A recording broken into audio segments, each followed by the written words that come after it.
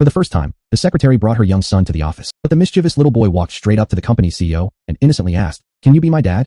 Embarrassed, the woman rushed over, apologized, and quickly took her son away. She told him to stay in his seat and not wander around. But the moment she stepped away to make some photocopies, the boy went back to the CEO and said, "Can you take me to the bathroom?" Since the secretary wasn't at her desk, the CEO had no choice but to help him. Just then, an employee walked by carrying a bouquet of flowers. Suddenly, both the CEO and the little boy started sneezing at the exact same time. The CEO was surprised to discover that the child had the same pollen allergy he did. Before he could think any further, the secretary hurried over and interrupted the conversation. At that moment, the CEO began to suspect that she might be the woman he had been searching for over the past 6 years. 6 years earlier, after a night of drinking, the woman had spent the night with him. In her rush to leave the hotel the next morning, she accidentally left behind her earrings. After finding them, the CEO had ordered his assistant to track her down. But by then, she had already moved overseas to continue her education. 6 years later, she returned to the country with her son and found a job. She never imagined that the CEO of the company was actually the father of her child. Fortunately for her, he didn't recognize her. He was impressed by her professionalism and offered her the position of his personal secretary. At first, she wanted to refuse. But when he offered her a salary of $100,000 a month, she immediately accepted. That evening,